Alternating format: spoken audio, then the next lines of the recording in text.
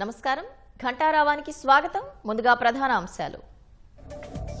నిర్మలా సీతారామన్ నేతృత్వంలో GST council భేటీ. 12%, 28% స్లాబ్లు రద్దు చేసే అవకాశం. రెండో రోజు సంజయ్ను ప్రశ్నిస్తున్న ఏసీబీ అధికారులు. ప్రభుత్వ నిధుల దుర్వినియోగంపై ఆరా.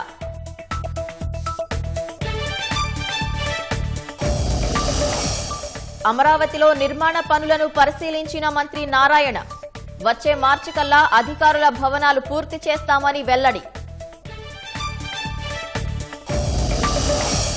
గుంటూరు రూరల్ తురకపాలెం వెళ్లనున్న వైద్య బృందం.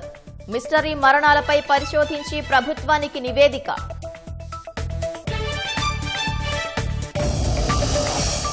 కూలీ రేట్లు పెంచాలంటూ గుంటూరు మిర్చి యార్డులో ఆందోళన. కార్మికుల ధర్నాతో నిలిచిన క్రయ విక్రయాలు.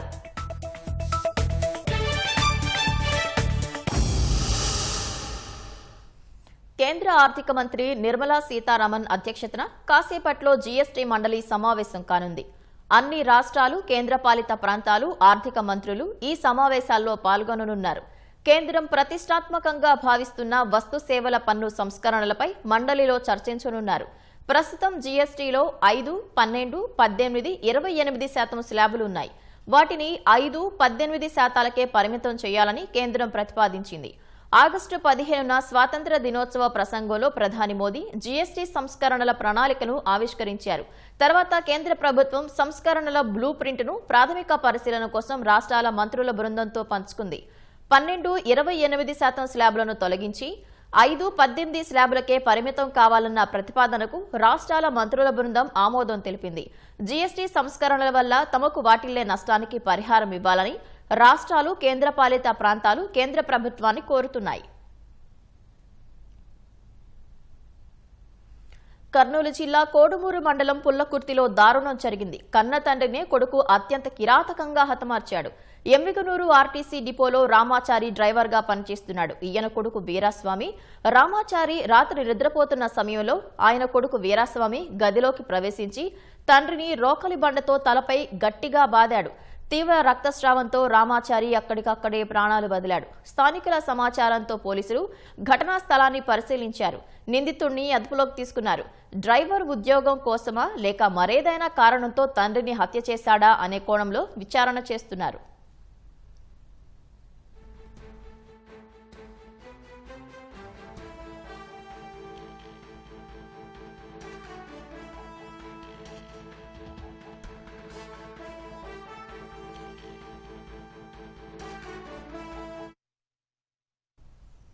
వైద్యారోగ్య శాఖ మంత్రి సత్యకుమార్ ఆదేశాల మేరకు వైద్య బృందం గుంటూరు గ్రామీణ మండలం తురకపాలానికి వెళ్లనుంది. మరింత సమాచారం మా ప్రతినిధి జయప్రకాష్ అడిగి తెలుసుకుందాం.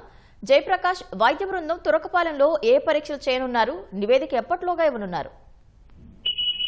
పవిత్ర, ఈ రోజు వైద్య శాఖ మంత్రి తురకపాలెం ఇన్సిడెంట్ కి సంబంధించి వైద్య శాఖ అధికారులను ఆదేశించారు. డిఎంఈ ఆధ్వర్యంలో ఓ ప్రత్యేక వైద్య బృందం అక్కడికి వెళ్లి పూర్తి స్థాయిలో నివేదికను అందజేయాలని తెలిపారు. ఇందులో ప్రధానంగా చూసుకున్నట్లయితే ఇటీవల మనం చూసాము, వారం రోజుల కాలంలోనే సుమారు 20 మందికి పైగా అక్కడ మృత్యువాత పడ్డారు. అందులో ఎందుకు అనేటువంటి కారణాలు ప్రత్యేకంగా ఇప్పటికీ తెలియనప్పటికీ హఠాత్తుగా ఎందుకు అక్కడ ఈ పరిస్థితి వచ్చింది, ఇన్ఫెక్షన్ అనే ఏ విధంగా వాళ్ళకి సోకింది, ఇందులో ఫీవర్ ఇటువంటి లక్షణాలు ఉన్నాయని ప్రాథమికంగా గుర్తించారు.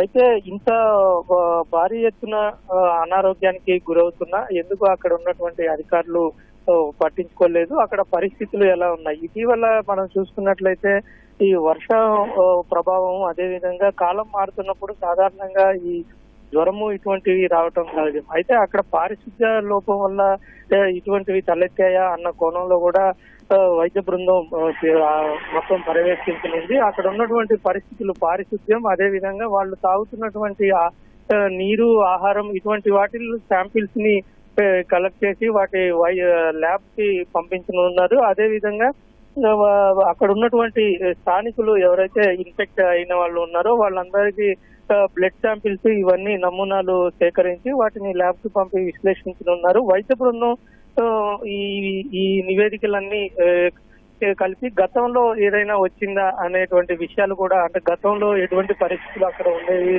అటువంటి విషయాలన్నింటినీ వీళ్ళు పర్యవేక్షించనున్నారు, నివేదికలో పొందుపరచనున్నారు. దీంతో పాటు ప్రత్యేక వైద్య శిబిరాలు అక్కడ ఏర్పాటు చేసి వెంటనే అక్కడ ఉన్నటువంటి వాళ్ళకి వైద్య సాయం అందించాలని ఆదేశాలు కూడా జారీ చేశారు. వీలైనంత త్వరలో ఈ నివేదిక ఇస్తారు. ఇచ్చిన వెంటనే దాని మీద చర్యలు చేపడతారు. ఒకవేళ ఇక్కడ అధికారుల నిర్లక్ష్యం ఏదైనా కనబడితే వాటిపైన కూడా చర్యలు తీసుకునేందుకు సిద్ధంగా ఉన్నట్లు మనకి తెలుస్తుంది. మొత్తం మీద ఇటువంటి ప్రభావం ఇటు గతంలో చూసుకున్నట్లయితే ఇటు తేలప్రోలు దగ్గర, ఇటు కృష్ణా జిల్లా తేలప్రోలు దగ్గర గతంలో ఇటీవల ఒకేసారి హఠాత్తుగా ఇటువంటి పరిస్థితులు రావటం, ఏలూరులో ఇటువంటి పరిస్థితులు రావటం మనం చూసాము. అంటే అక్కడ ఉన్నటువంటి ఈ నీరు ఇటువంటి కలుషితం కావటం వల్లే సాధారణంగా హఠాత్తుగా ఇటువంటి జరుగుతూ ఉంటాయి. ఎట్లాగా అయింది ఏంటి అనే విషయాలన్నింటినీ ఇప్పుడు వెళ్ళినటువంటి వైద్య బృందం పూర్తి స్థాయిలో నివేదిక తయారు చేయనుంది. పవిత్ర. ధన్యవాదాలు జయప్రకాష్.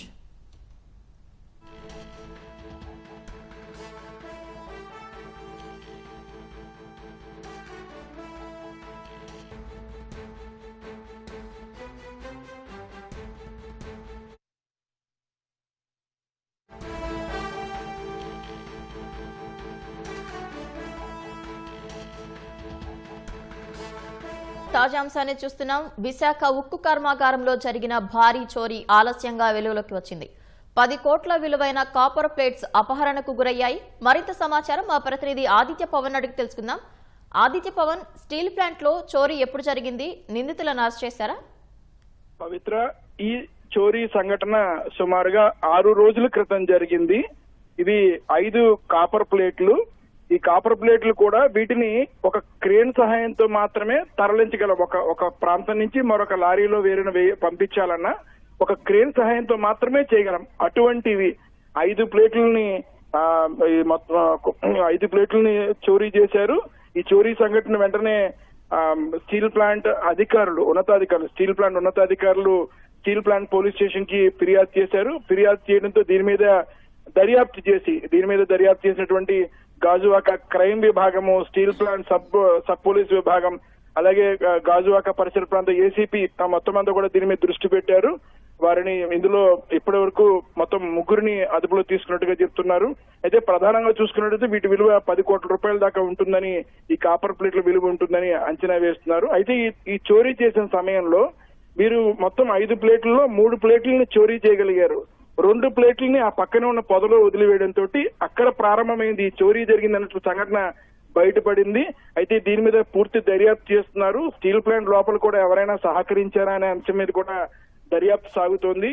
చాలా విలువైనటువంటి 10 కోట్ల రూపాయల పైనే విలువైనటువంటి ప్లేట్ల చోరీ సంఘటన ప్రస్తుతం ఇప్పుడు స్టీల్ ప్లాంట్ సంబంధించినటువంటి స్టీల్ ప్లాంట్ లో కూడా విచారణ జరుగుతుంది. ప్రస్తుతం అయితే చోరీకి గురైనటువంటి వాటిని కూడా రికవరీ చేశారు. చోరీ సంబంధించినటువంటి ఎవరైనా లోపల స్టీల్ ప్లాంట్ అధికారులు కానీ స్టీల్ ప్లాంట్ లో ఉన్న సిబ్బంది కానీ పాత్ర ఉందా అనే అంశం మీద కూడా పోలీసులు దృష్టి పెట్టారు. ఈ సంఘటనలో ప్రస్తుతం 3 అదుపులో తీసుకున్నట్టుగా పోలీసులు చెప్తున్నారు. వారిని ఇప్పటికే రిమాండ్ కి తరలించారు. కానీ స్టీల్ ప్లాంట్ లో ఈ రకమైనటువంటి చోరీలు జరుగుతున్నాయని గతంలో చాలా సందర్భాలలో బయటికి వచ్చినటువంటి అంశం. కానీ ఈ విషయం బయటపడడంతో, ఈ చోరీ బయటికి రావడంతో ఇప్పుడు మరింత ముమ్మరమైనటువంటి దర్యాప్తుని చేపడుతున్నారు. ఇప్పటికే స్టీల్ ప్లాంట్ సంబంధించి అంతర్గతంగా కూడా సెంట్రల్ ఇండస్ట్రియల్ సెక్యూరిటీ ఫోర్స్ ఆధీనంలో స్టీల్ ప్లాంట్ ఉంటుంది. అలాగే స్టీల్ ప్లాంట్ బాహ్యం ఉన్నటువంటి ప్రదేశం అంతా కూడా మన ఆంధ్రప్రదేశ్ పోలీస్ పరిధిలో ఉంటుంది. ఆంధ్రప్రదేశ్ పోలీస్ పరిధిలో ఈ చోరీ జరిగిన కారణంతో ఈ చోరీ సంబంధించినటువంటి మూలాలు, ఇతర అంశాలని మొత్తం అంతా కూడా వీటిని ఈ కేసు దర్యాప్తు అంతా కూడా బయట జరుగుతుంది. కాబట్టి ప్రస్తుతం ఇప్పుడు స్టీల్ ప్లాంట్ లో ఉన్నటువంటి వ్యక్తులు ఎవరైనా ఇందులో భాగస్వాములు అయ్యారనే అంశం మీద కూడా పోలీసులు దృష్టి పెట్టారు. అయితే ప్రస్తుతం అయితే నిందితుల్ని రిమాండ్ కి పంపించారు. కేసును మాత్రం దర్యాప్తు చేస్తున్నారు. పవిత్ర, ధన్యవాదాలు ఆదిత్య పవన్.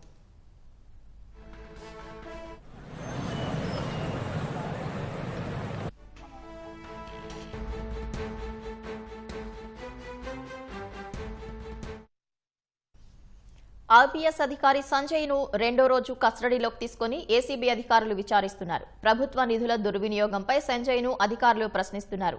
గొల్లపూడిలోని ఏసీబీ కార్యాలయంలో సాయంత్రం 6 వరకు విచారణ సాగనుంది.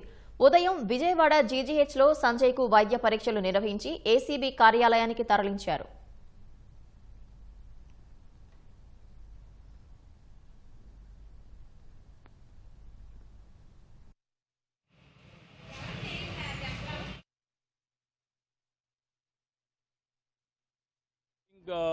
Proposed by the government of India to bring down the burden on the common man. As a Telugu Desam Party President Supremo, Mr. Sri Nara Chandrababu Naidu has taken a stand to support the reforms initiative taken up by the government of India. Mr.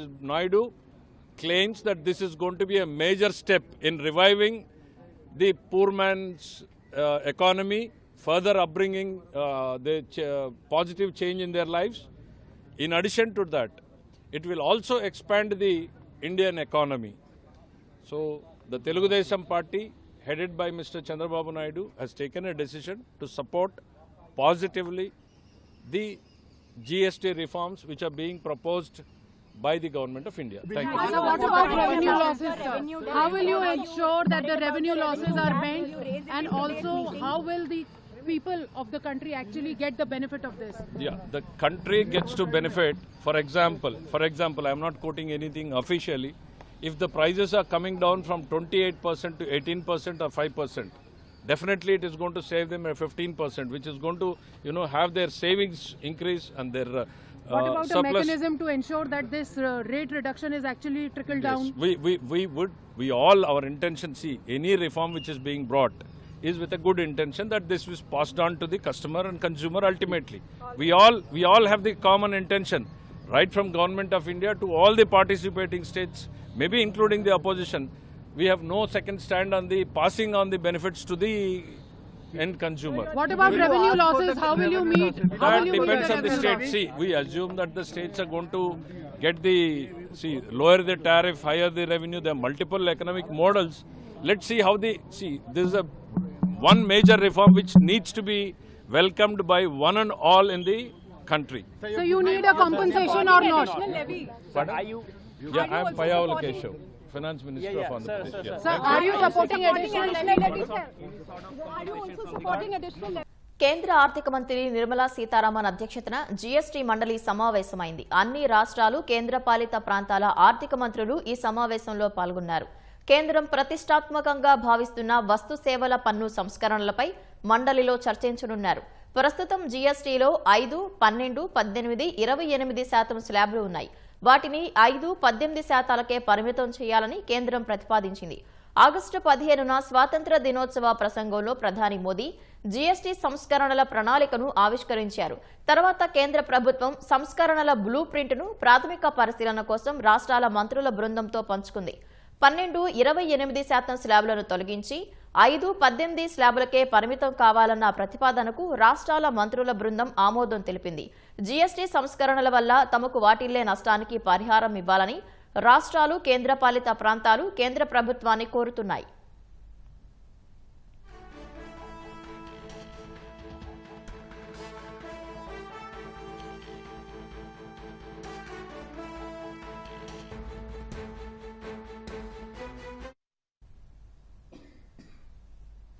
Swarnamukhi నదికి పూర్వ వైభవం తెచ్చేందుకు కూటమి సర్కారు operation స్వర్ణ పేరుతో ప్రత్యేక కార్యక్రమం చేపట్టింది.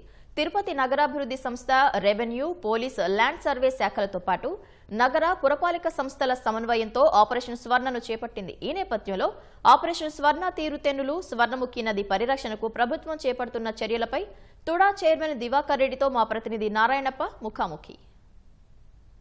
స్వర్ణముఖి నది తీర ప్రాంతం పూర్తిగా ఆక్రమణకు గురైపోయింది. కొన్ని ప్రాంతాలలో శాశ్వత కట్టడాలు నిర్మిస్తే మరికొన్ని ప్రాంతాలలో రియల్ ఎస్టేట్ వెంచర్లు వేసి విక్రయించేందుకు సిద్ధమవుతున్నారు. ఈ నేపథ్యంలో కూటమి ప్రభుత్వం స్వర్ణముఖి నది పరిరక్షణ పేరుతో, స్వర్ణ పేరుతో ప్రత్యేక చర్యలు చేపట్టింది. తుడా ఆధ్వర్యంలో సాగుతున్న ఈ స్వర్ణముఖి పరిరక్షణ ఏ ఉద్దేశంతో చేపట్టారు, స్వర్ణముఖి పరిరక్షణ చేపట్టాలన్న ఆలోచన ఎందుకు వచ్చింది, ఈ విషయాలు తెలియజేసేందుకు మన దగ్గర తుడా చైర్మన్ దివాకర్ రెడ్డి ఉన్నారు. వారిని అడిగి వర్ణాలు తెలుసుకుందాం. నమస్తే అన్న.